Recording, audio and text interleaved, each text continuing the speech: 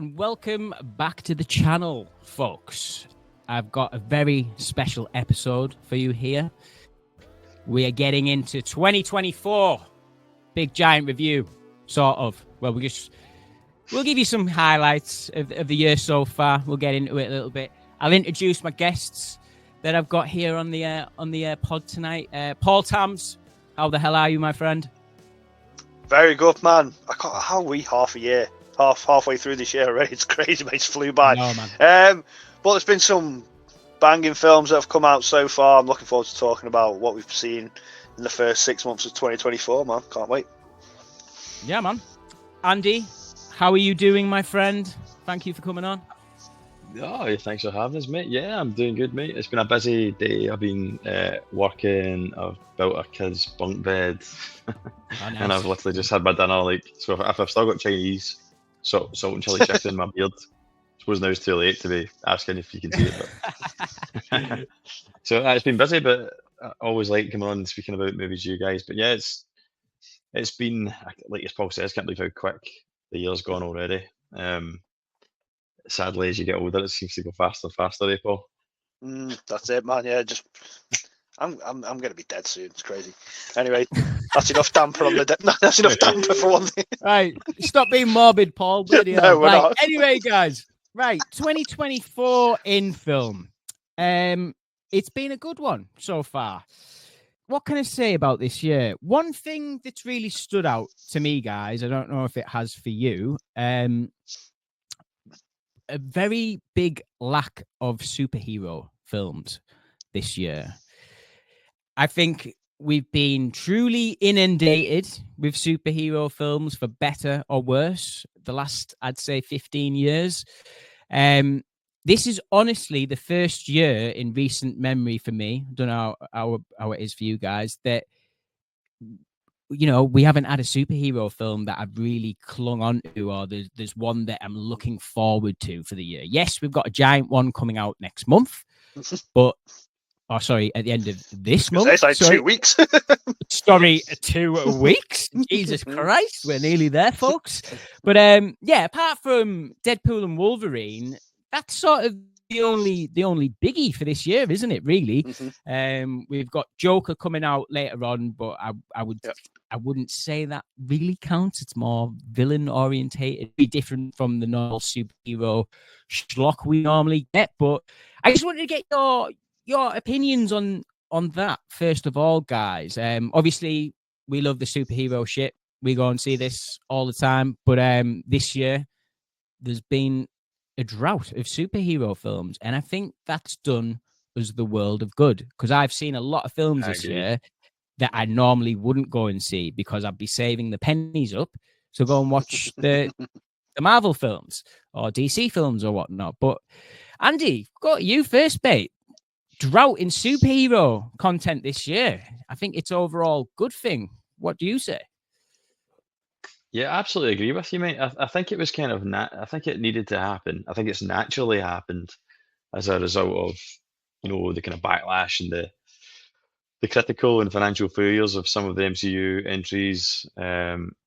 So naturally they're slowing down. They're saying they're going to be more quality over quantity, aren't they? And they seem to be kind of sticking to that.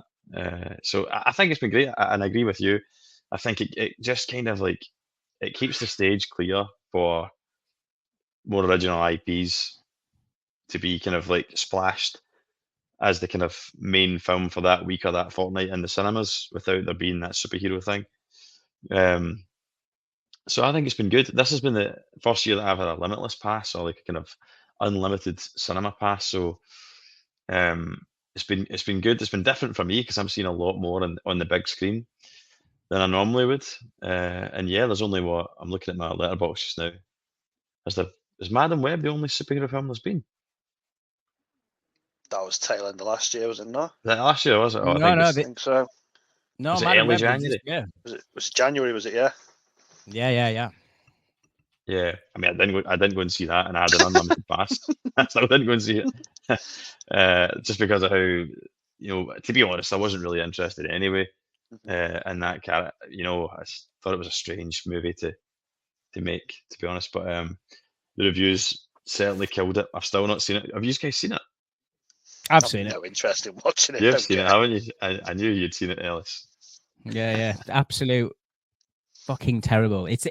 I've got my Letterboxd up here, Andy, and it is. I've seen 24 films this year. It is in spot number 24. Probably get worse. I'd imagine its place will get worse the more you watch as well. Absolutely. Like, don't get me is that wrong. Like, there 24? was some. It was what? Say that again. But have you seen 2024 films this year? Yeah, that's what I've got down. Decent Yeah. going, mate. Yeah. I'll try and find out how many I've got, but It's funny Yeah, as that's well pretty because in this year in general, like I haven't watched a lot of films. I've watched a lot of new releases, but just my overall film content this year has been dwindling a little bit. I think I've just had other interests that come into play. I'm a huge WWE fan now, so I've been watching loads of WWE. We might speak about that a little bit later when we get into my top 10. There's a film on that list that's sort of came at the right time. But Paul, just this year overall, mate, 2024, what do you think? Like I was saying before, lack of superhero content. I know you're a big fan, but yeah, but when you said that, I quickly went, "What?" And I was like, "Yeah, I've not got one Marvel comic movie on my list, which is crazy because normally there's like 4 on it by now." But yeah, 2024's been some great films, been some really good original movies. Like you guys said, I've checked out things I never normally would have checked out just because there's just the variety of movies out. Admittedly, it was a slow start for me personally. I don't even think I went in the cinema until like end of February, maybe. So for the first few weeks of January, nothing was jumping out to me. I think Dune Part 2 was the first film I went to see this year in the cinema. So yeah, it was a bit of a slow start for me. Once I'm the summer blockbuster guy, so once all the big movies started coming out, I was off to the cinema every other week. But yeah, some great original IPs there, some new original ideas, some great sequels, some nice reboots there. It's been a good year so far. Don't you think that just the fact that Dune Part 2 was on the 1st of March, that it made the beginning of the year go slow? Because everybody was like, the anticipation for that film was huge. So for me, it just felt like we're just trying to get through January and February, if you know what I mean. Yeah, I'm trying to think what films come out then. I think Madam Web, obviously, which I had no interest in going to see. I think Challengers come out early the year, and everyone was raving about that, but I didn't get round to seeing that. I still haven't watched that film. But yeah, I was sort of just trudging along at the start of the year till Dune Part 2. Yeah, absolutely. I think wasn't Iron Claw February? I think Iron Claw. Well, I seen it on the 10th of February, which I think was maybe opening weekend. See, I didn't see it at the cinema. I seen that digitally. I waited for it to hit digital before I could watch that. But that I haven't got that on my Letterboxd. I haven't Letterboxd that yet. I think that's because I've classed it as a 2023 release, even though we got it in 2024. And I normally do that if I go from when we get it. When I do sort of my end of year rankings, so I need to put that in at some point. Yeah, I never used to do that with my Letterboxd. It was always like I'd count the American dates as like final sort of thing. But Badger told me off for that one, so I count it. Yeah, it comes out in the UK now. But yeah, solid year so far. Let's just get into a few picks here on our highlights. We've all got our letterboxes up, so we'll keep half an eye on that for reference. First movie I want to get into though, our first two, our number 2 and number 1 spot are both the same throughout the three of us, so I think we may as well get into them two films first. We'll go Furiosa first, I reckon. We'll highlight this one. This is number 2 for me. I think it is for both you two guys as well. In number 2 spot. If you want to see a full on thoughts and opinions from what what I've got to say and what Paul's got to say, we have got a review on the channel, so go and check that one out, folks. But guys, this has to be the most upsetting story of the year so far. Got to be. I didn't realize, coming out of Furiosa, like, oh my God, there's not a lot of people out there that have seen a Mad Max film, let alone seen Fury Road. I had one of my nephews here the other day who's quite a lot younger than me. Had went to see Furiosa, but had not seen Fury Road. And I was just like, this is so interesting, man. It just, obviously, the Mad Max IP as a whole doesn't have as much influence as what I thought it did. Personally, I thought this was like a residency trilogy that everyone's sort of into a little bit, I know it's not like as big as Star Wars or anything like that or Lord of the Rings, but like I see Mad Max as iconic. And the fact that Furiosa come out and made that little money for being such a fantastic film, I think like out of all the films on my list for Letterboxd here, Furiosa is the one I can't wait to rewatch. I could watch it on the TV right now. It's on demand, but I'm not doing it. Save it. Mm-hmm. Save that 15 quid for renting it. Save it. Put it to the steelbook. Yeah. But Furiosa for me was just incredible, and it's just a bit heartbreaking the fallout of that. But I have read recently that the streaming, so people buying it VOD, it's doing really well. It's not going to do the money to make back the same money that it costs to make, sort of thing. Like it's not going to do the cinema numbers, but it's positive that it's making a little bit of success on the streaming. But Andy, we'll go to you first for this one, mate. Your thoughts on Furiosa? Sad about the money making aspect of it, but as a film, what a belter. Yeah, absolutely. Now, don't get me wrong. Like, I'm a big Mad Max fan, as you know. I know the originals well. I've watched Fury Road to death. I've played the game, sunk hours and hours into the game. Even though I found the game late, I didn't play it when it first came out. But yeah, I just thought, like, I don't know if you remember, this might be controversial, but I watched it on the day it came out, I think, and I put on our group chat for the podcast. I thought it was amazing, and I think it was either Paul or yourself, Ellis, that said better than Dune Part 2, and I said yes. So now, after that, right, I've kind of thought about it. I've watched Dune Part 2 twice. I've seen it twice in the cinema, and then I've seen it on 4K. I've only seen Furiosa once. And probably once I watch Furiosa again, I'll concede that Dune Part 2 is probably a better, kind of more rounded and altogether better movie, but not by much, I don't think. Mm-hmm. But I think the difference for me is that I just found Furiosa a more exhilarating experience, and maybe another reason is because Dune Part 2 had ridiculous hype behind it, like ridiculous hype that was, felt throughout the film community. I was putting hype on it, all the media coverage and all that. So I think just with that much hype, it's near impossible to meet it. Now, I did think it met it, but I think for me it just met it. So it was like, I know this film's gonna be a masterpiece, and that's what it delivered, a masterpiece. It wasn't a masterpiece and more for me, if that makes sense. Whereas Furiosa is coming years later.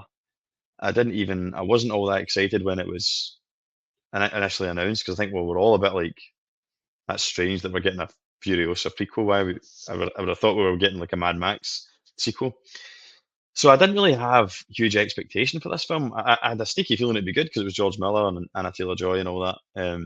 But I think it just far exceeded my expectation, and it delivers everything that you would kind of expect from Furiosa.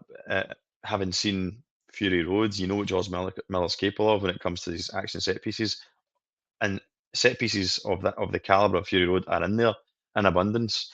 But I like that it's a slower paced movie. It takes its time with the storytelling. I like that it has a completely different structure as well. I think that some people didn't like the kind of novel like structure where it had like defined chapters, but I like that because it just forced you to slow down and kind of digest what you've just seen each time.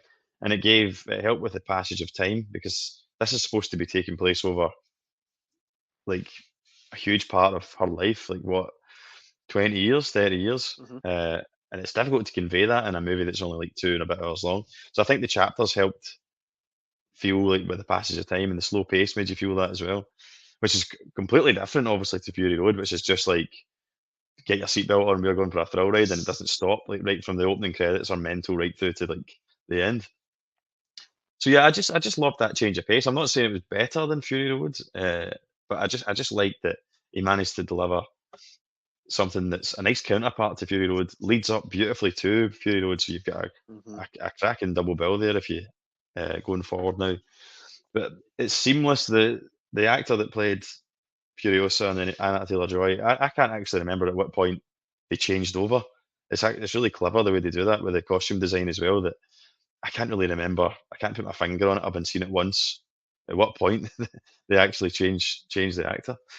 But yeah, it's just awesome. You've got the kind of rent a Mad Max in the form of that Aussie guy that appears, and obviously Chris Hemsworth is like it's thoroughly. It's probably Chris Hemsworth's best role outside of Thor. But yeah, I just thought it was really good, and I don't know what it was about it. If it's just that world speaks to me, it's definitely faster paced, a bit more adrenaline fueled than like Dune is. So that maybe that was why when I came out, I was just pleasantly surprised, and I seen it in IMAX. I just thought it was. I was more buzzing coming out the cinema seeing Furiosa than I was Dune. But yeah, thought it was awesome. Cool, man.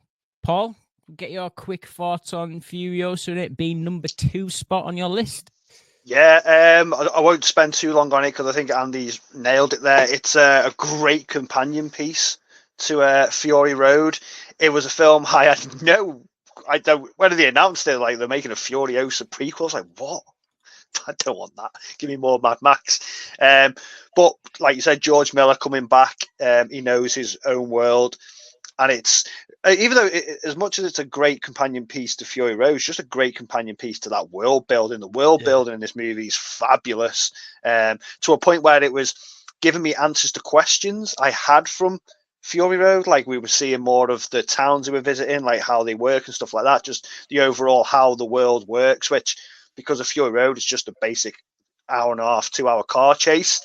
This, because of the slower pace of Furiosa, gave more time to expand on the world of Mad Max and Fury Road. So I'm looking forward to this coming out on 4K so I can watch them back to back, because I think that's going to be a great afternoon.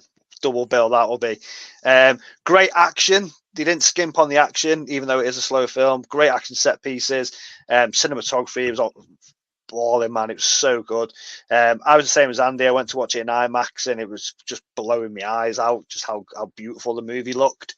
And like Andy said, I walked out just pumped up after it. I was just like, the adrenaline was through. Unlike Dune, when I walked out of Dune Part 2, I felt like I could light up a cigar. I walked out of this like I needed like a Red Bull or something. I was just like hyped up. Yeah, just an incredible summer action movie, and I just love it. I just love this world. I just love this post-apocalyptic world that George Miller's created, and it's a damn shame that not many people went out and checked it out. And it was very surprising. I was adamant this was going to make so much money because, like we've said, I was in this bubble that I thought everyone loved Fury Road and everyone had seen it, so they wanted to see more. And it turns out, outside of our little sort of movie bubble, there's not many people who have seen Fury Road. It's a damn shame as well. But yeah, it's my number 2 film of the year. Whether it gets took out of that spot, I don't know, but I'm pretty... And you know what? Doesn't matter. I'm not going to say nothing. It's my number 2 film of the year. I love it. I think it's interesting what you said, Ellis, about people not knowing it, because I had a similar experience. Like, there's one guy on my kind of shift at work who's like into his movies. He kind of seeks me out here and there, and he'll talk to me about the latest stuff and that. And when I told him I was going to see Furiosa, he was like, "Oh, that looks good." And I was like, "I think you've seen Fury Road," and he's like, "What's Fury Road?" And I was like, "What?" And he's like, "You know Mad Max, don't you?" And he's like, "Mad Max, Mel Gibson," and that. And I'm like, Fury Road is considered like one of the greatest films of the 21st century. Like, and I just assumed that it was a modern classic that everybody. It's a household name film that you can say Fury Road. and people will at the very least know it if they haven't seen it. So if people don't know that film as well as we thought they did, and then you're getting hit with like a prequel for a spin-off character, what is it? 9 years later? 9 years later. I think that's got to be the reason it flopped. It's got to be like, yeah, 100%. I asked about 8 lads in my. I asked about 8 or 9 lads in my work, and you're going to say tonight, watch Furiosa. What's that? Have you seen Mad Max? Fury Road? Never heard of it. 9 or 10 people I asked. Yeah. Have you heard of Mad Max Fury Road? No, never heard of it. Never heard of it. Not even never seen it. Never heard of it. Crazy. I think if they'd come out with Furiosa within a year or 2 years of Mad Max, with the kind of promise, like the same way they did this time when they kind of said, like George Mills alluded to the fact that they have a story for, they have a Mad Max sequel, kind of, he's got that in his head. But sadly, I think that's the biggest travesty is that he said that it's all dependent on the success of Furiosa, which has obviously not been a success at all. So, really. So that's hanging in the balance, and I think that's what most people wanted to see. But I think if the prequel had came quickly after, and then, you know, Mad Max, maybe like 4 or 5 years after that, people would have been pumped for it. But I think if we won't see anything of Mad Max for a couple of years now, but I don't think it's the end of Mad Max. I think the IP is strong enough where they could maybe go down the TV route with it. Maybe we'll see. I think that's what will happen, Paul. I think that's the most likely thing. Something like Prime or something will buy it and continue it that way. But which I'd be up for. I think that might turn out to be a good thing. But see, just get something on HBO Max. It's a Warner Brothers property, isn't it? So of course, yeah, it's probably going to be. Yeah. Anyway, guys, we'll move on from Furiosa. We'll get Dune Part 2 out the way because this is another film that me and Paul have both spoken about on the channel. We've got a review on the channel. This is still my number 1 of the year, without a doubt. I watched it again on my 4K Steelbook that came the other week. Had to pay bloody nearly double for that one. Fuck's sake. Did you? Or did you miss it originally? I didn't pre-order it, so I had to pay a little bit over the odds on eBay. It wasn't that bad. It was about a 10 hour. Did you not pre-order that, man? Play the game, Ellis. Come on. Terrible film fan. But yeah, I think this is a science fiction feat. This is like an absolute masterclass in spectacle, scale. I actually think it's one of Denis' more fast-paced films. I know that was a knock against the film when it was coming out, but I actually think when you compare some of his other work, that speeds by, man. But yeah, Dune Part 2, can it see it getting knocked off top place? Maybe Joker might have a couple of jabs at it. Maybe his long legs will kick it in the shin next week, but Dune Part 2 is number 1 spot for me, and it's not moving at the moment. But yeah, Andy, we'll go to you again for this one, mate, just to give your overall opinions and thoughts on Dune Part 2. And it is number 1 on your list, if I'm not mistaken. Well, I found it really difficult I just did a kind of like in no particular order. But yeah, if I was pushed, I'd say probably quite comfortably. Being pushed closely by Furiosa, it's probably the best film I've seen so far this year. But yeah, Dune Part 2, as I say, delivered. It just delivered. But I had very high expectations, and it met those expectations. But it was great seeing that in the cinema. I've seen it in IMAX with my brother, and then I watched it again in Dolby Odeon's like iSense, which is their kind of like big screen kind of experience. The second time round, you feel the pace of it more, just because it was fresh in my mind. So I can kind of understand some of the complaints. Like, I just don't think that Denis Villeneuve has a fast-paced film in him. It's not his style. No. He's a slow burn filmmaker, and that's okay. Like, we don't, see if he keeps delivering me like absolute top grade 5 out of 5 slow burn movies, I'm not going to complain. Do you know what I mean? Like, I'm not going to say, if I need fast-paced, I'll go and watch a Michael Bay film. Do you know what I mean? Or I'll dig out Fury Road if I need something that's just going to leave me absolutely exhausted at the end of it. But I don't think that's a bad thing. But I kind of understand where some of the complaints were about. If you're not someone that's comfortable with that slow burn pace, I understand how some people find it maybe even borderline boring. But the first time I watched, I was just so excited to see it that I didn't feel the pace of it at all, and it definitely is faster paced than the first one. So I agree with you, Ellis. But it's just got some brilliant standout scenes, proper like memorable cinema experience moments for me. The sandworm, but when he kind of conquers the sandworm, Oh. I just love that. I don't know what it is about this particular shot, but see the shot where he just can't straighten the knee. Yes, and he finally does. Yeah. And then when he straightens the knee, that's like, see, when I watched that was hair in the back of the neck stuff. Like, almost like equivalent to like, a Rocky film when it's the Rocky montage. Now it's totally different, completely a Rocky montage and Dune Sandworm riding. It's just like Rocky IV, man. Shouldn't even be talked about, but it's the same. There's feeling. no easy way out. See when Rocky can't, he's trying to lift the carriage and he's not got out of the tiger yet and all that, and then the next thing it cuts to him and he's doing upside down fucking pull-ups and all that shit, sit-ups, and then you just get that it's only a Rocky montage can do it, where you just like the hair in the back of the neck stands up and you get up and you start shadow boxing and all that. Yeah. That's what that's what I was like with some moments in Dune, like, and it was weird because it's a totally different type of film, but yeah, when he straightens the knee, it's a proper like chest, like, go on, my son, on you go, show these guys, like, and then it's similar, like you say, when he properly owns his persona, in the kind of tavern at the end, and he raises his voice, and the boy becomes a man. For me, the boy becomes a man at that point. Brilliant. Like the whole fight with Fade Ross. What's Fade Rotha? Fade Rotha, yeah. Yeah, that's brilliant in black and white. Mm-hmm. And then obviously their showdown at the end. And then there's Zendaya. I'm just listing every moment of the movie. But the piece of music that plays over Zendaya's kind of emotional betrayal, shall we say? Like when I was listening to that for weeks after it. Just that particular track. I don't know what it is about it. I just thought it was like so poignant and so dialed in to the emotions in that scene. Like Zimmer just got it perfect. It's a perfect compliment. That kind of hollowed out hurt feeling that she feels at the end, juxtaposed with his like ascendance to like she loses her Paul at that moment to he becomes like this religious figure. He kind of picks duty over love and all that.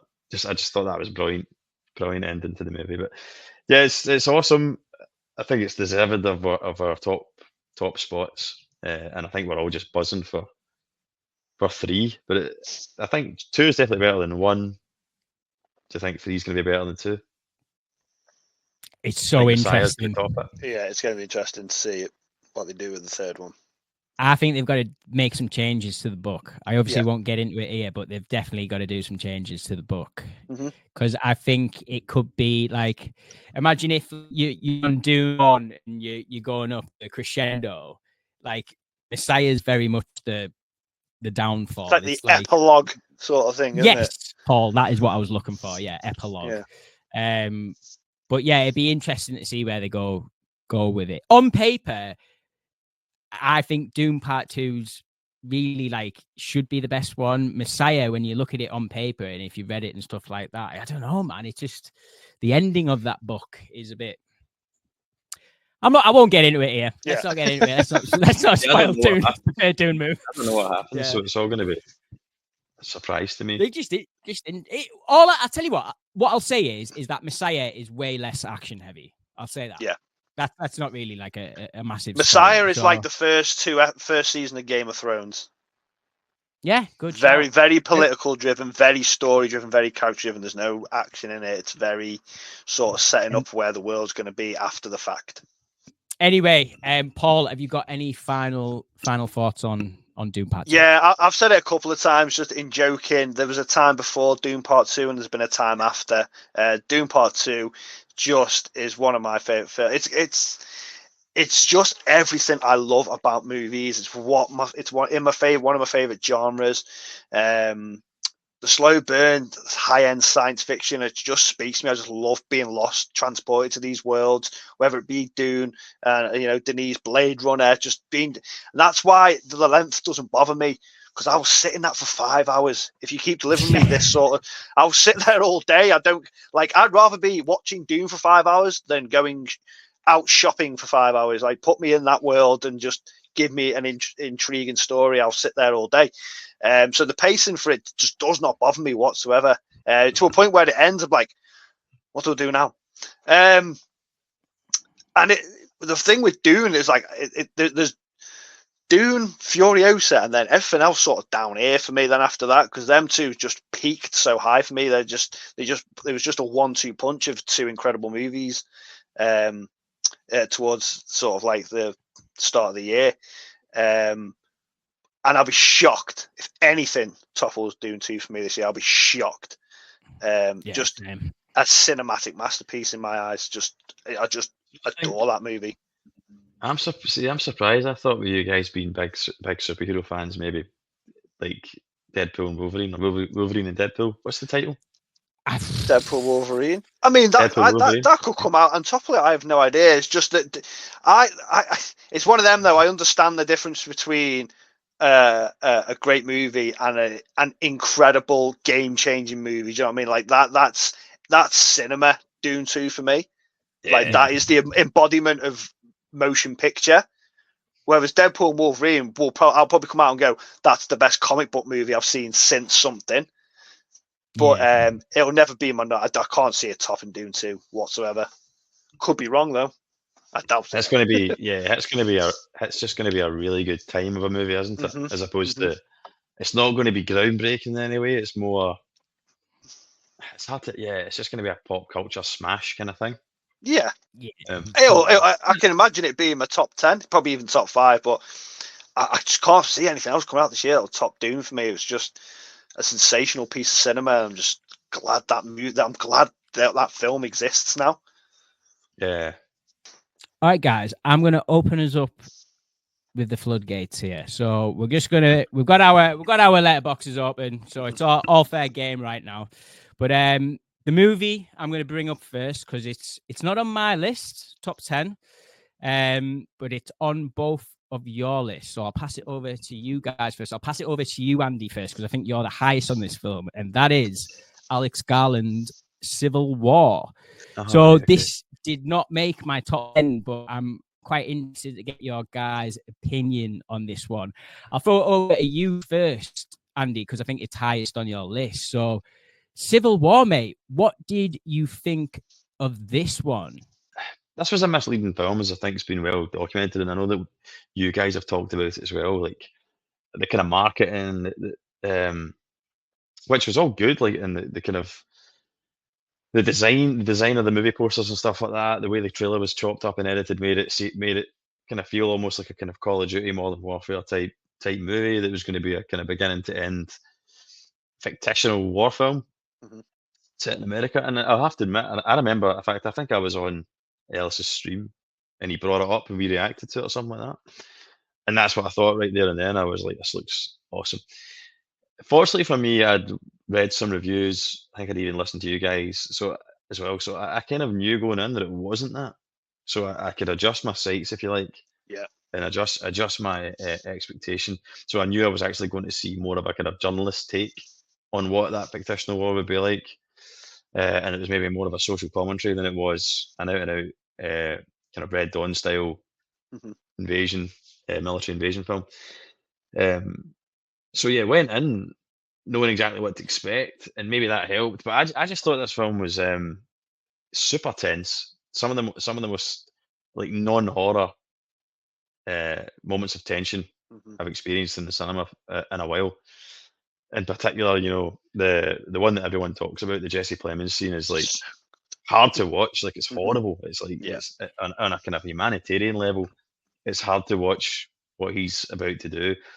And credit to him, you know, because it's not easy to get that level of menace across, and when you're in a film for what, like, how long's that scene? Like 5 minutes or something like that? 5-10 minutes tops? Yeah, he's not in it long. And he's became the defining scene and the defining character in the film, and he's not even like a lead. But he wasn't meant to be in that scene either. Sorry, Andy, just to put in there, he wasn't actually meant to be in that scene. They had another actor lined up for it, and it was Kirsten. Sorry, not. Oh my God. Yeah, Kirsten Dunst. Yeah, Kirsten Dunst. Sorry, yeah, I was going to say Kirsten Stewart. Sorry, Kirsten Dunst was like, "Oh yeah, my husband, who's like this absolute menace of an actor, can come in and do your 5-minute scene." And like you said, turns out to be the absolute Are best they scene married? in the entire film. Yeah. Yeah. Did not know. That is brand new information to me. Continue. Yeah. No, Did you I not did know not that, know no? that. No, I did not. Aye, so apparently you're right, Ellis. That's what, and he was quite dubious about doing it because he kind of he sensed that it was going to be a talking point, and he didn't know if he wanted to be kind Yeah. of known as that person. And apparently the sunglasses thing was something that was last minute. They went into all these different like second-hand stores and he was wearing them, different types, just to get a feel, and then they Right. kind of turned up and he started audition wearing different ones, and then they kind of settled on those weird like pink ones that he has.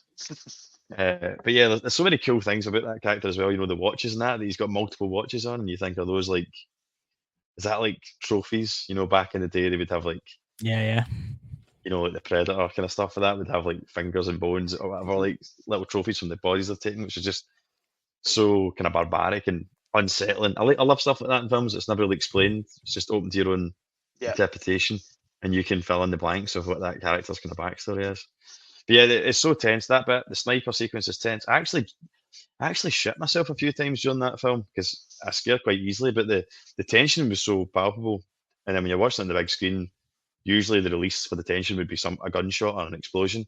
The sound design was really good, so it made me uneasy, which I think is clever because you should be uneasy watching a film like that. It's a horrible depiction of what could possibly happen in America, you know, or in any kind of majorly developed country, just with the right ingredients, you know, for civil war. So being on the edge of your seat, being uncomfortable, being tension riddled is how the people of America would have felt in that scenario. So I think it's kudos to Alex Garland for being able to create that tension.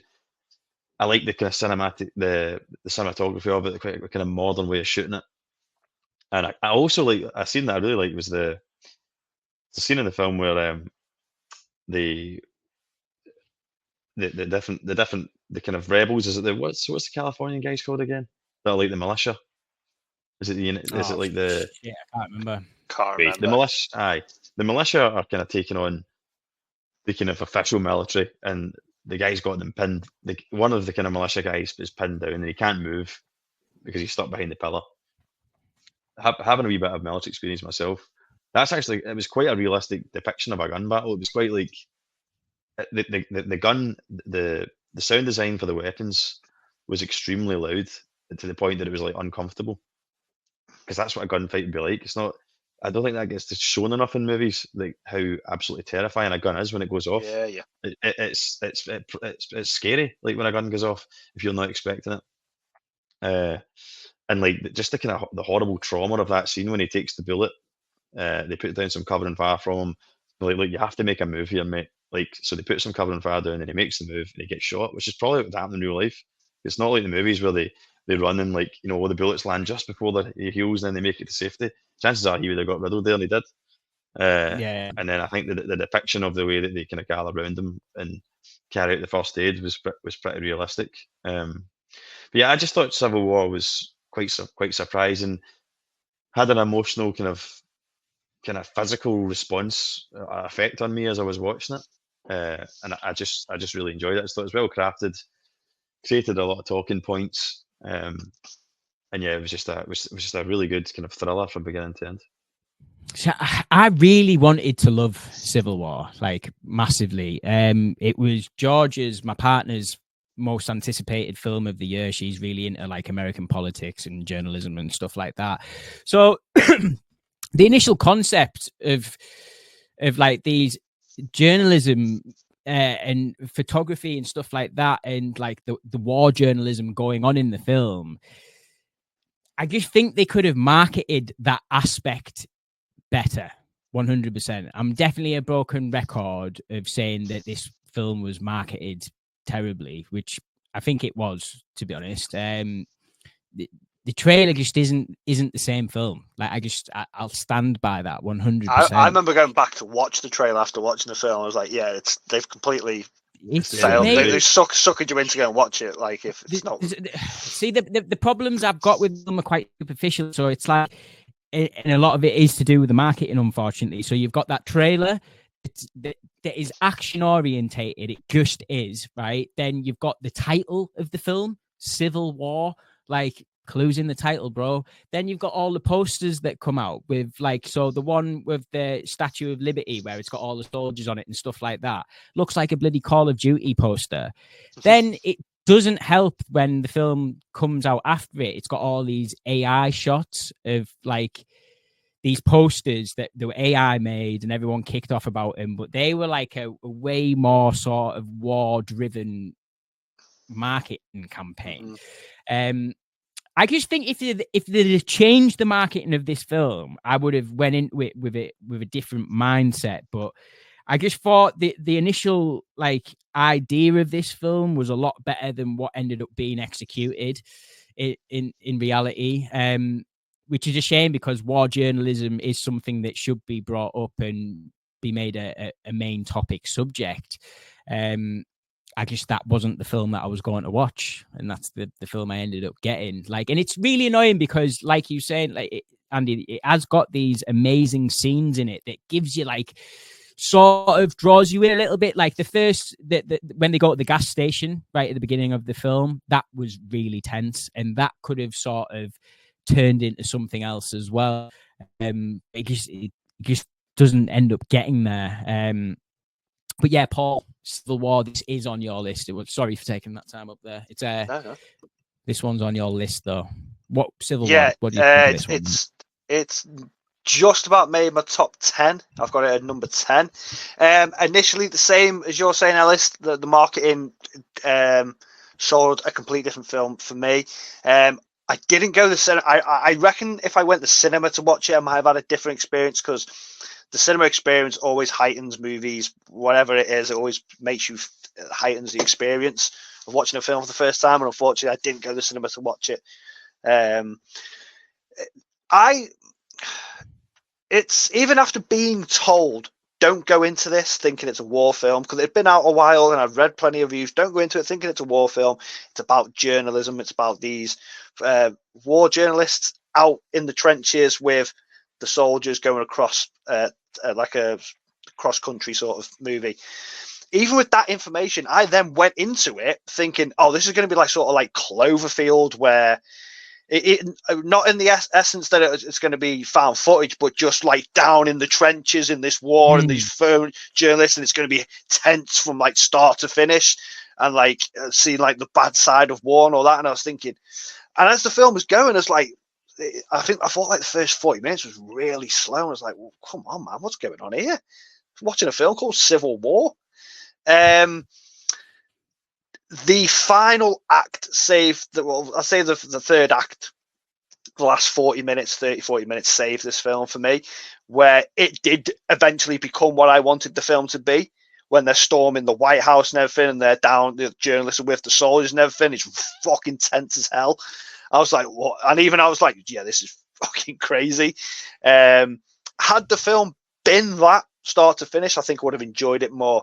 But I know for a fact, and I've actually got this film already pre-ordered. I think it drops next Monday on Blu-ray. Oh, I've ordered it just because I know it's a film I'll appreciate more second time around. I know I will.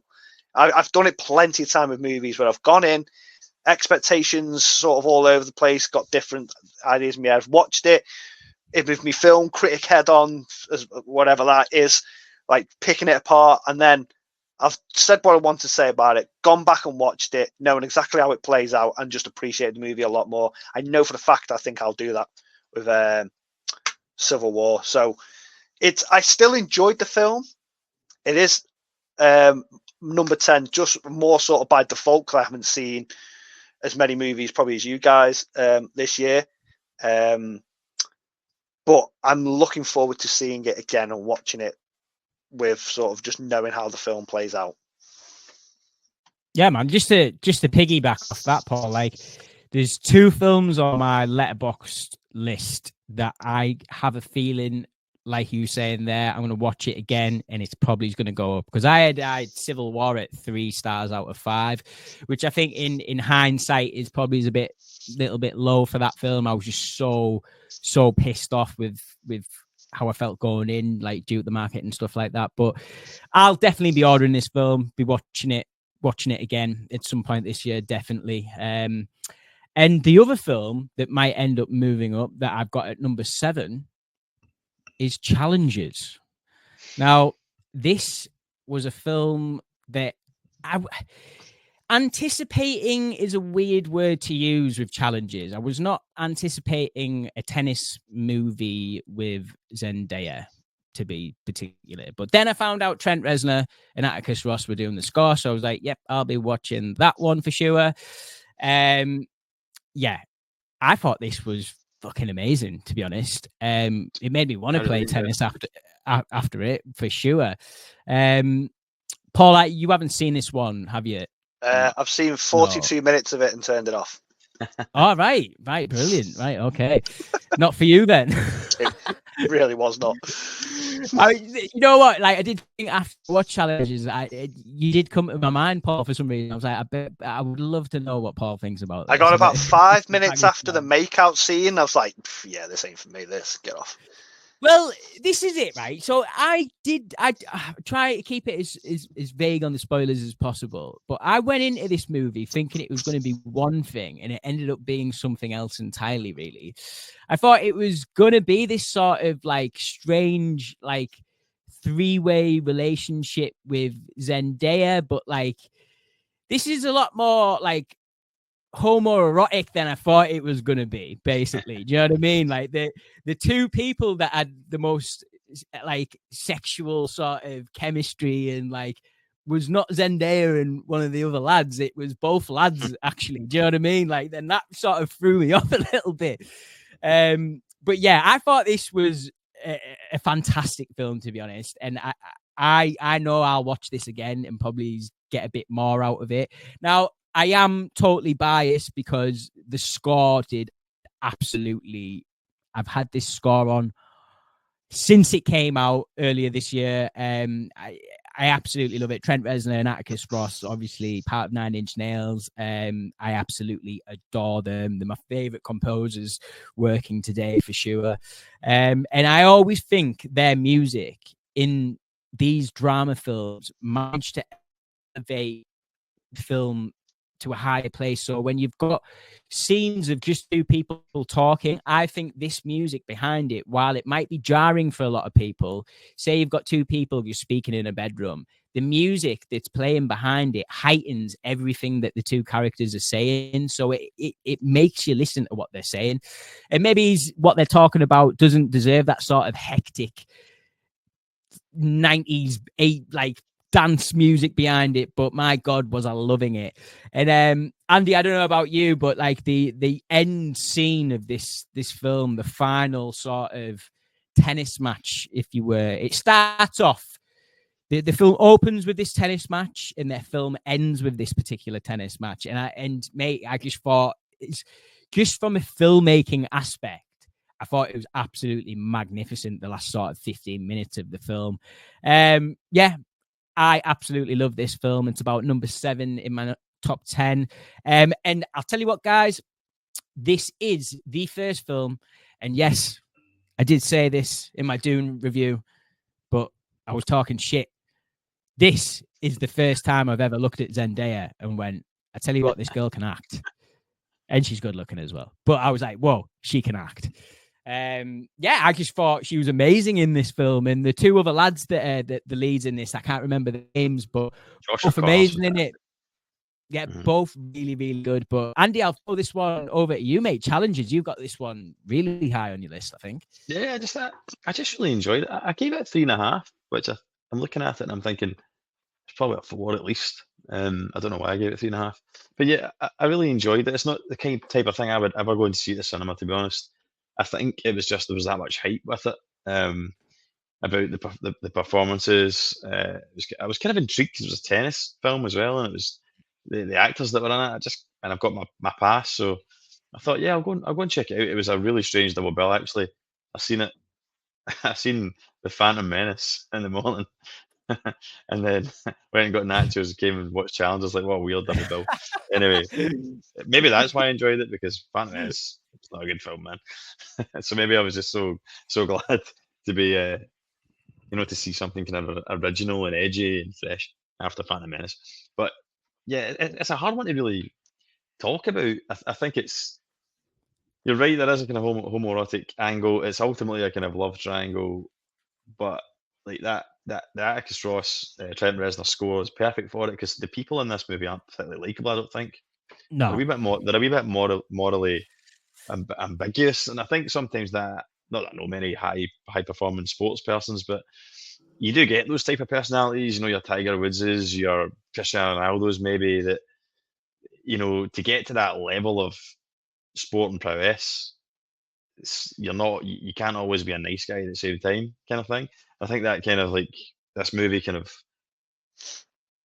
explores that a little bit, because Zendaya's character is like a prodigy, more potential than any of them, but ends up getting injured, and she's never the same after that, probably mentally, and kind of wants to live vicariously through the one that she can mold the best, and that's how she kind of ends up with him. But there's probably more passion and more similarity personality wise with Josh O'Connor and stuff. So it's just an interesting kind of three-way, I think, on these people. It's stupidly sexy, like more sexy than you could possibly imagine a tennis film to be. And yeah, that it's the scene at the end that's the standout. I don't know how the director manages that, but he somehow managed to turn that final game of tennis into like, the stakes are so high, but they're not really. All you're watching is like a relationship thing, but it's almost like, see when you're watching Dune Part 2, and at the end you have Pedro Rotha and Paul Atreides fighting each other. Right? Maybe it's because I knew how the story unfolded, but there wasn't any stakes there. It was just, you're just watching it unfold. See, watching Challengers, I don't know if you'll agree with me, Ellis, but there are proper stakes here. You do not know what way the film's gonna go at the end. Basically, these two guys are playing for this woman's affection, which is going to massively change their lives thereafter. And the film does such a good job of kind of showcasing the good and the bad of all three of them, that at the end you don't even know who you're rooting for really, but your heart's in your mouth for what way it's going to go. So I would maybe give it another go, Paul, just to kind of experience that ending. Do you know what it is? Do you know what it is? Right, I think it's down to. I mean, like, to be fair, when I was watching it, I just wasn't in the mood, so I just clicked it off. I was like, I wasn't really locked into it. It's for me. This is just a me thing. Movies for me are about escapism. So if a film comes along and people are raving about it, but it's just like a straight up sort of realistic drama, I'm just like, I'm not interested. Even, and I don't get me wrong, I do like a drama film if it's got a bit of sort of escapism elements to it. I like sort of like The Green Mile or something like that. But if a film comes along, it's just a straight up sort of realistic film, then I must say myself, it's not really a story that I need in my life. Like it'll be one I'll watch and I'll instantly forget about it, like, because it won't stick with me. So I think that's why I've just not really gone to give it a fair go. But I will, at some point, I will watch this film, because it doesn't get 5-star reviews from websites for no reason. And just as a film fan, I feel like I need to owe it to myself just to see the film making aspect of it, like you guys have been bringing up. And I've heard this last tennis match is balling, the way it's shot and everything. Yeah. And I've seen behind the scenes where there's a glass under the with the camera over it, so that's how they do that shot. So I've seen sort of behind the scenes things of it. So I will get round to it. I'm not dismissing it as it's a crap film or anything, because I've not seen the film start to finish. But it'll be one I get round to at some point this year. It's definitely the new generation of actors, I think. That way it's like, I think Ellis is right that like Zendaya kind of like moves up a year here. She's, you can see that she's going to be a leading lady that's going to be around for a while. She's going to be proper A-list Hollywood. And I think Josh O'Connor especially, he's got a bright future as well, I think. Well, guys, I'll throw it off. Does anyone want to bring up anything? Anyone want to shout out a film? I know you've got your letterboxes up there. We all seen Hitman here, yeah? Yeah. Yeah. Right. My God, Glenn Powell. Is this Glenn Powell's world and we're all just living in it? What the hell? Oh my God, what a performance this is. Right, so I think really this film sort of, it's all about Glenn Powell in this performance. Like, I am a fan of Richard Linklater, but I don't want to say I'm like an uber fan because I haven't seen the Before trilogy. I know that's maybe sacrilege, but I haven't seen that. I know if Bad News here, he'd be like, yeah, they're top tier films. But yeah, obviously School of Rock and stuff like that, massive fan. I think if anything, it shows Richard Linklater can actually do like a wide variety of sort of genres and films. But yeah, man, Hitman comes out on Netflix. I was saying earlier on to Paul, like, I don't think a film like Hitman in 2024 does good business at the cinema. So I think the fact that this actually came to Netflix and it was more accessible for people to watch got this one out further. It was played at a couple of festivals prior to its release as well, and it was getting some mega buzz. So yeah, sort of like, I wasn't really expecting this film to be the film it was. Sort of, it was way more loose, a bit more comedic than I thought it was going to be. The girl, I can't remember the other actress in the film, but obviously starring opposite Glenn Powell, she's awesome in the film. Adria Jonah, is it? Yeah, we'll go at Paul, I think. I'll double check now. This performance of Glenn Powell, right, gave me the same vibe and feeling I got of when I saw James McAvoy in Split. So this film, Glenn Powell is playing like a number of like different personalities, and I just thought this is a really, really good showcase to show what Glenn Powell can do as an actor. This one also got my missus on board with Glenn Powell because she was like, who is this guy? Why does everyone love him? Do you know what I mean? He's just like, but then she watched it and she was like, yeah, I get it now. But yeah, I just think this is a feel good film. The ending falls short a little bit for me. I think it loses a little bit of steam in that third act. I mean, if you've seen it, the third mega climax of the movie is basically them having a conversation over two phones, and it's like, it's done really well. That whole scene is really good. Yeah, 100%. It's just infectious, that scene. It makes you love them two even more because, like, this girl ain't perfect in this story either. Do you know what I mean? She's a bit of a fucking nightmare, if we're being honest. But at the end of the day, she's still sound. She's got good intentions, even though she will kill a few people along the way. But, you know, yeah, I just thought it was a good time, guys. I haven't got anything more to elaborate on it, but yeah, this definitely made my top 10. If it'll stay in my top 10, that's the real question. Sitting at number 9. But yeah, Paul, have you seen Hitman? Did this one break your top 10 at all? It is not in my top 10. I think it's about 12. Okay. But I enjoyed it. It was a perfect Friday evening Netflix movie. Do you know what I mean? Like, have a beer, chill out. It's a bit of a crime drama / comedy. Glenn Powell's fantastic, and he's up. I don't even say he's up and coming anymore, man. He's the next big thing, right. I think. He's arrived. Yeah, he's great in it. His dual roles in it. Some of them had me howling. The sort of the hick on the side of the road when he was shooting. Was he? The redneck sort of guy with the the redneck guy, man, hilarious, and he was just like, all that shit. Him and the I can't even remember her name again. I forgot it. The actress who stars alongside him, their chemistry was dynamite. Like, I believe that these two fancied the hell out of each other, and they're both absolutely top 10 fucking gorgeous people. So, you know what I mean?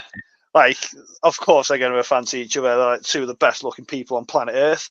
I thought the movie was slightly, again, missold. Just for me, this is a me thing. I thought it was going to be a bit more action in it, but it's not. It's more. It reminds me of like Kiss Kiss Bang Bang, like that sort of film. It's sort of like subtle comedy rather than in your face comedy. Yeah, again, not much to see. It is just a good sort of, if you're looking for something to watch on a Friday night on Netflix, it's right there. It's a good sort of Friday night, have a beer sort of movie. It's just a fun movie. I really enjoyed it. My wife nearly made it to the end, which is a good, like most films, she doesn't even get the first half hour into. So whether she nearly made it to the end of this is like, that's like 4 out of 5 on her You've given it scale. 4.5. I can see your rating here. I really enjoyed it Yeah. at the time. Again, that's maybe one of those ones. Is it really 4.5? Yeah. I did really enjoy it. I think I liked that it wasn't your typical Hitman film. I got a kick out of the fact that he was relatable and that he was like he's actually just a normal guy and he just gets out of his depth. And then he has to use his kind of like his intellect and his natural ability to kind of act and bullshit, being a psychologist to kind of try and get out it. And that whole scene that you talked about where he's kind of improvising on the fly with her because they're listening into the conversation. It was great. But I mean, I've seen a few people comparing it to Split, comparing his performance to McAvoy's in Split. But I don't think it holds a candle to that. I mean, McAvoy's range is ridiculous. Like, whereas Glenn Powell is like, he's just playing a few different shades of himself. I think he's not quite got the range of Split. But I get the comparison. But I think Glenn Powell is just one. He's stupidly handsome, ridiculously handsome. He's got absolute bags of charisma. He's kind of like the new Tom Cruise, I think. That's the vibes he's giving me. He's very charismatic, kind of likable. But he has a little bit of acting range as well, like early Tom Cruise when Tom Cruise was taking on the kind of dramatic roles as well. So, and I think he's quite friendly with Tom Cruise. I think Tom Cruise is kind of almost his mentor a wee bit. I can see if they do another Top Gun, Glenn Powell is 100% going to be in it. Yeah, it's just a really kind of enjoyable, kind of light-hearted thriller. I would agree the ending's a wee bit too convenient. The ending, and maybe a little bit silly. The one thing that bothered me about this film, right? It's maybe just because of how good looking Glenn Powell is in that, and the kind of the Hollywoodism of it. But he looks like a total geeky nerd, right? And that's the way he's done up at the beginning. And I get the theme is that when you start acting in a certain way, the philosophy, the psychology is if you start acting in a certain way, you will. When is it you, and when is, are you acting anymore, or have you became that personality? Yeah. I think that was the theme in the film. And by the end, when he's giving the lectures, he looks, he's dressing a lot smarter, he's a lot cooler, he's ditched the daft glasses and the stupid shorts and all that. That just made me think, why is he not just dressed like that all the time? Like, yeah, I couldn't buy that. I couldn't buy that. He would just Andy 100%. You know what I mean? Yeah. At the end of the film, I didn't believe that he would be cutting about with those stupid Crocs on and the shorts. Nah. When he could just have put even just a polo. If he just put a polo shirt on and slicked his hair back, that was the only difference. And all of a sudden, he was like movie star Glenn Powell. Like, I don't get why he hadn't taken him his whole life to basically just go into Next and buy a nice shirt. Do you know what I mean? Like, even though Glenn Powell was amazing in this, maybe he just is a bit too good looking to be in this role, because I didn't believe him when he was that like teacher at the start of the film sort of thing. I was like, nah, I'm not buying this at all. Anyway, we'll move on. Guys, have you got any other movies you want to bring up right now? I'm just trying to keep an eye on the time. I'd kick myself if we didn't talk about A Quiet Place Part or Day One. Sorry, but yeah, go for it, Paul. Quiet Place, Day One. Yeah, I mean, I'm a huge fan of the first two Quiet Place movies anyway, and just the idea of them doing a prequel, which was alluded to at the start of Part Two, the sort of the fallout, the Day One, if you like, of when it all started. To see a full movie of that, I was so intrigued. Admittedly, the movie went in a totally different direction to what I thought it was going to. I thought it was going to be an all-out sort of Independence Day style movie, and it ain't that at all. Yes, it takes place in day one of this alien invasion, but it's more a sort of a smaller movie than 1 and 2. to a point where you're basically just following these two characters, these two strangers who meet each other and have to, in essence, just survive. And they've got they're two complete polar opposite people, and they've got to work together and strive together to survive this alien invasion. It was emotional as hell. Like, I welled up like 2 or 3 times in this movie, and I didn't in 1 and 2. There was some, I don't know what I don't know what the through line of the movie was that was making me emotional every time these two characters, every time the movie sort of slowed down, these characters were just with each other. But there was 2 or 3 scenes where I was literally welling up, and I was like, what is going on with me here? But I think that's just down to Joseph Quinn and Lupita Nyong'o's, I can't even say her name. Lupita Nyong'o's. Yes, we'll go with that. Their performances together was off the charts. I thought their chemistry was so good. I think the way the scenes with them two in the quiet scenes was shot was just beautiful. And I'm just being vague, Ellis, because I don't want to spoil things in the film for you. But like, anytime these two were in a scene where there wasn't much going on, it was just beautiful to watch. It was magical, like, performances from these two actors. But on the flip side of that, we had A Quiet Place tenseness. It was tense as hell in some scenes. Like, there's a scene where they are sort of in a subway, underwater sort of subway, dark, cavernous scene that had me on the edge of my seat. The monsters in it, because if you think back to A Quiet Place 1, the CGI wasn't too the best because it was more low budget. They've got the budget now, so the creatures in it looked menacing in this film. The sound design was on point, fantastic. The sound design for all 3 of these films are amazing. It just surprised me, even though I was excited for it and I love the other 2 films, it surprised me of how different direction the movie went that compared to what I thought it was going to. The cat in it is the MVP of the movie. I'm a cat person anyway. There's 2 things that in this movie: pizza and cats. And I'm a pizza person, I'm a cat person. This movie spoke to me on about 2 levels there.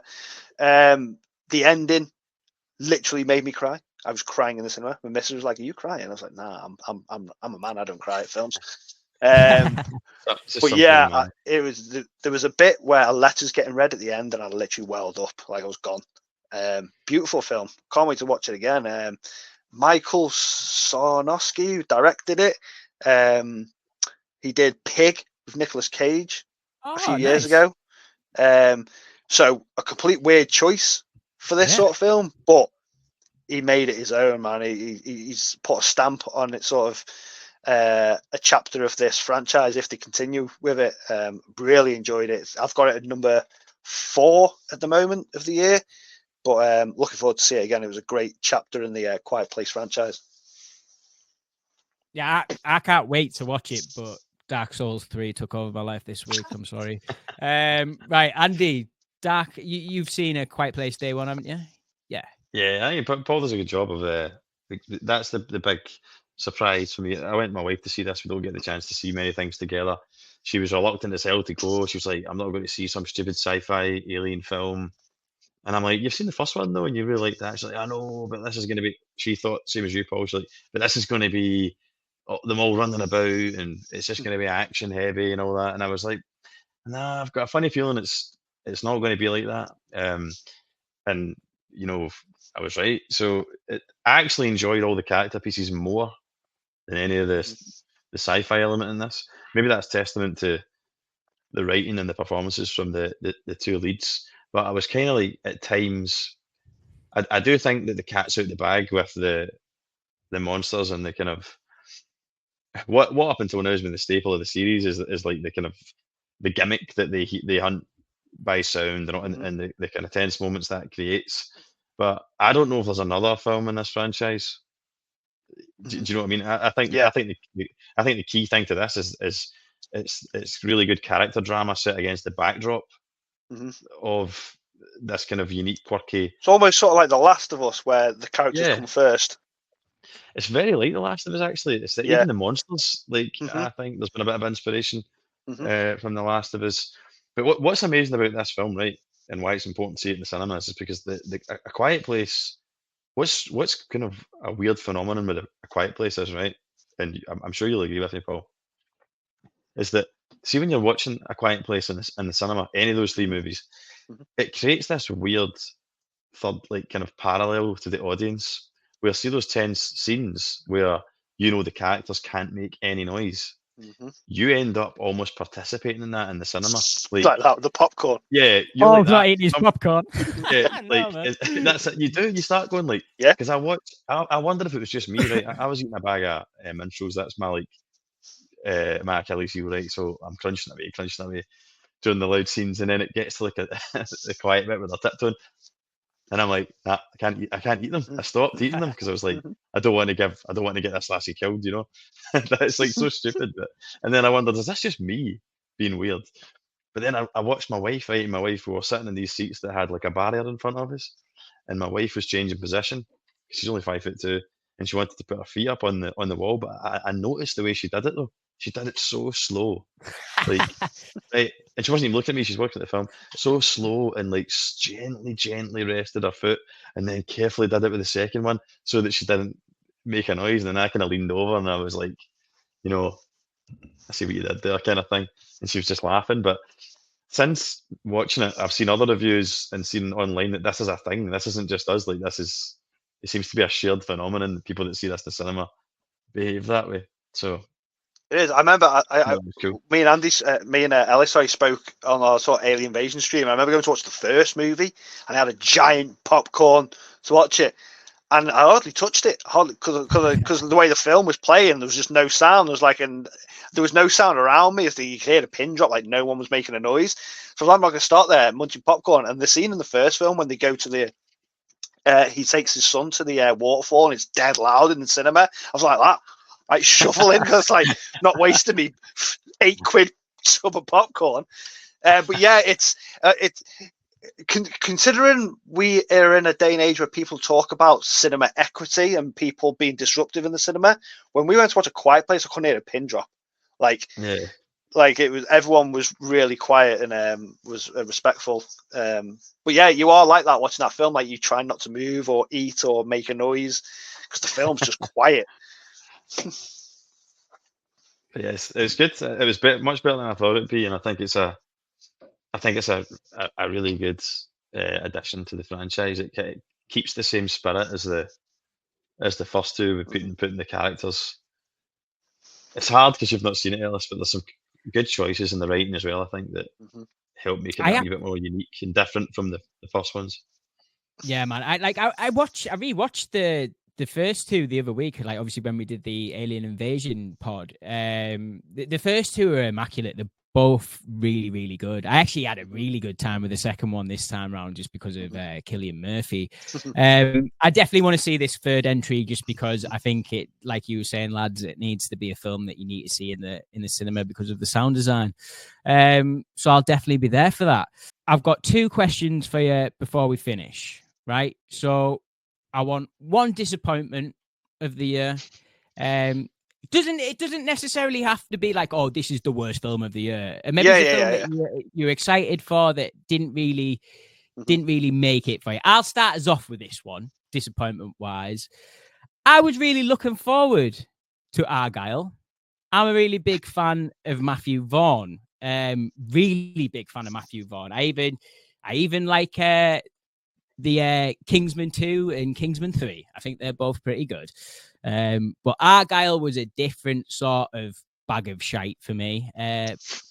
Really, really unfortunate, because I like every single person involved in this film, but it just turned out to be insanely weak for me. And there's a bit halfway through this film, ice skating on oil. I'll just leave that there. I didn't like it either. Jesus Christ. And then when that third act comes in, it's just like I'm totally over it by that point. Argylle was a big disappointment for me, just because I like Matthew Vaughn. Yes, I've got Rebel Moon below that and Madam Web even below that. Argylle, I was looking forward to that. Paul, one disappointment from 2024 so far. Yeah, it is bottom so far, and it's not. I'm not sitting here saying it's a load of crap. It just disappointed me. It's Godzilla, Kong, the New Empire. Now listen, man. Like I like Godzilla. I like Godzilla King of Monsters. I like Skull Island. I like Godzilla versus Kong. This one but there's only so much over the top sort of ridiculousness I can take in a film before it goes over it, and then I'm like, what the fuck am I watching here? If someone come up to me and said, "Have you seen the new Godzilla Kong?" I'm like, yeah. They go, I'll go, what's it about? No idea. Couldn't even tell you what that film was about. There was 2 CGI characters fighting each other. There was these human characters running around, going into like temples and talking nonsense about prophecies and shit, and just unlikable characters. I have no idea what that film was about. I've no idea sort of what it was alluding to and where we were going in it. I was just sort of looking through the screen. Like at one point, I was just like, I'm bored of it, and it's looking through it, and it's like it's Godzilla and Kong on screen. And I was just sort of looking through the film, just being like, I'm ready for this to wrap up. Like I'm done with this film, and it's crazy because even like Godzilla versus Kong's great, like a daft film, but there's a line, and this just went over it for me. I was like, this is too. It's sort of like I can watch Fast and Furious up to a certain entry, and then it just goes too much. Yeah, I'm like, what am I watching here? Like, this is nonsense. And the Godzilla versus Godzilla and Kong went to like Fast and Furious 9 level for me, where they were like going in space and stuff. I was like, this is crazy. It's like, why has Kong got the Infinity Gauntlet on, and why is Godzilla purple, and why is this little Kong getting swung around? I was like, what?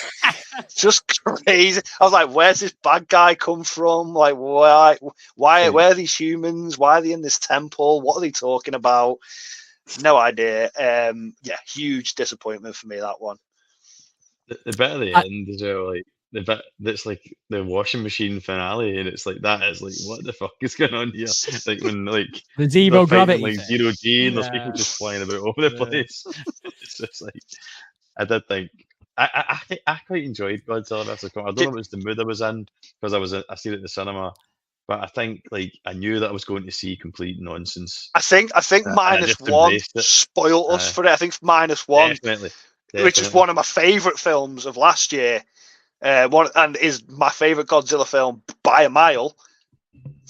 This to that, it's like, do you know what I mean? It's like Whiplash. crazy. Yeah. Andy, we'll go for you, mate. Stevens.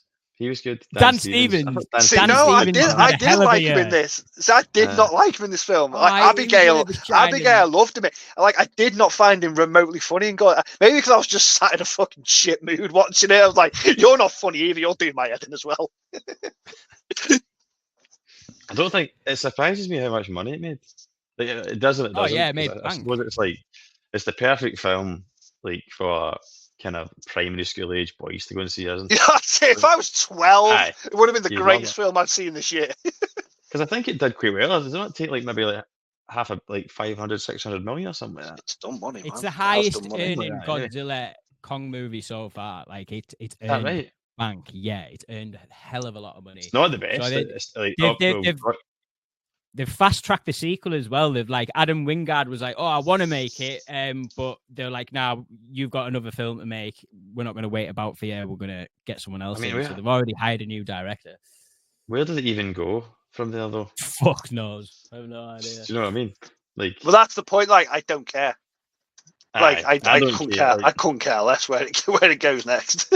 I wouldn't have seen that at the cinema had it not been for the fact that I had the pass, and I quite enjoyed it for like the cinema, big crashy smashy like kind of popcorn nonsense. I even felt like Godzilla was sidelined in this film as well. I was like, there's not enough Godzilla in this film. Oh, he was massively sidelined. Yeah, they did come out and say the next film's gonna focus more on Godzilla. $550 million it made. Yeah, what? How much did Furiosa make? Andy, have you got a most disappointing film of 2024 so far? Like I kind of said off street, nothing's properly offended me. I would say, just to rattle a few off, Rebel Moon Part 2. Rebel Moon in general was a bit of a letdown, wasn't it? Not that I really thought it was going to be amazing, but I think old Zach's lost his way, man, big time. I think his style is like out of date. It's not fashionable anymore. He's just like that kind of like over the slow motion, the dark, the kind of drained of color aesthetic that he has. But he'll always have his fans, his diehard fans. Like I'd probably put myself in that camp. That'll always kind of have a wee curious peek at whatever he does. Yeah, and I found it entertaining, but I'd be quite happy if I never seen them ever again at the same time. I don't know if that's a compliment or not. Yeah. Like, so I didn't even bother with part 2. I thought part 2 was slightly better than part 1, just because it kind of gets on. It gets on where you knew it was going. It was like part 1's kind of set up to the big war. And part 2 is the war. The bit you want to see, kind of thing. If you want to set up your own farm, Paul, and get into barley and wheat and doing a bit of farming, whatnot, part two's the one for you. It's crazy how on paper that film should work like magic to me. Yeah. Yeah, probably that. That was disappointing, and not much else, to be honest. Like Argylle, I was the same, mate. I kind of went and seen Argylle, and it's one of those ones that I kind of enjoyed at the time. But the more I kind of think about Argylle, the more it kind of annoys me. It's the first film of the year I saw. I think that was the first thing I saw in the cinema. So that was a real bad way to start the year off. So yeah, that's probably about it. I mean, nothing that I think has been a proper. I've not seen Madam Web, but nothing's been an absolutely offensive. If you get my meaning, like everything I've seen in the cinema, I've taken something from. Yeah, but nothing's been a proper shit show. What film are you looking forward to most for the rest of the year? Let Paul go first. It's two. The two I'm looking forward to the most is probably Deadpool and Wolverine, which is in 2 weeks, and Joker 2. I can't think. They're the two that's coming to me quick. I can't think of any more. Andy, most anticipated for the rest of the year? Probably Deadpool, right, and Wolverine, but just for the sake of just to be different, I'm really excited for Alien Romulus. Shut up, man. Why have I not said that? Yeah, of course. Alien. I'm more excited for that than Deadpool and Wolverine. I changed. Yeah, 100%. I'm excited for Deadpool and Wolverine, but I'm almost not, because I absolutely know that that's going to be a good film. So it's not like I'm kind of, is it going to be good? Is it going to be not? Like, I'll be massively shocked if it's not, at the very least, a 4-star entertaining movie, entertaining kind of guilty pleasure movie. But Alien Romulus, I'm like, because I just watched Don't Breathe for the first time. Right. Nice. Purely because I was buzzing for it, and I thought I need to see more Fede Alvarez. So I watched Don't Breathe. Awesome, thoroughly enjoyed Don't Breathe. So that's got me even more pumped. And then you've got the whole the extended trailers out now. He's done quite a lot of press where he's talked about what he's trying to get a perfect blend of the first two. He's saying all the right things. Do you know what I mean? And the trailer's backing it up. And even old Ridley's came out and kind of shown a bit of regret that he should have done the sequels, and that makes me think it's because he's seen Romulus. And he thinks that's fucking awesome. Jealous. I wish I'd done that. Yeah, I think there's people that have comments coming from. There's people that have seen footage of it as well. Apparently, they did like a sort of Q&A, showed bits of footage of it, and people are like, this looks balling. Like, can't wait, man. Yeah, I'm excited for that. Like, can't believe I didn't think about that. That's crazy. I'm gonna have to sit through horror trailers, again. So I need to turn that late for that one. Well, yeah. My most anticipated still Joker. I think I just can't wait for that film. Can't wait to see what it's all about. It's going to be an absolute fever dream, I think. And then obviously Long Legs that comes out next weekend, which I can't wait for. But anyway, guys, we're going to leave it there. We'll be back at the end of the year. There's films that we haven't spoke about here. Like, I had Love Lies Bleeding on the bloody thumbnail. I haven't even spoke about that once, but we'll wait until maybe you speaking about that as well, because I went to see that and I missed it. the cinema. I tell you what, right? I did not know I needed a gay bodybuilder love crime story, but hey, I got one and I loved it. Highly recommend it. It's with that film, just briefly, the ending will make or break you. Absolutely. There's a certain aspect to it it's a bit mind bending, and whether you choose to take that and say, yeah, this film ain't for me, or you take it and go, I'm just going to overlook that because of the rest of the film's being absolutely awesome.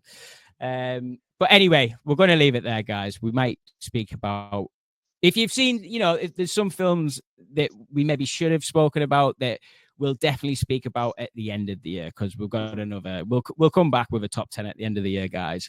But Andy, Paul, thanks for coming on. Thanks for chatting.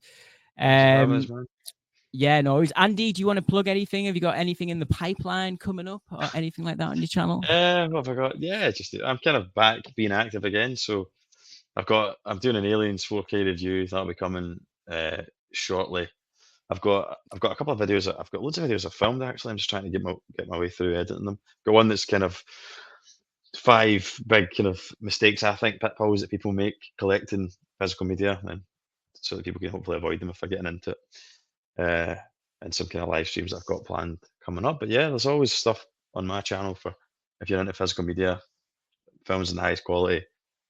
There's always stuff popping up every now and then on my channel, so you can find the links in the description, I'm sure. Cool. And Paul, will you be joining me next week for our Long Legs review and stuck in? I've never got anything better to do, mate. So yeah, I'll be here. Cool. Right. Anyway, guys, this has been the Total Movie Recall channel. We will catch you next time. See you later, folks. Bye-bye.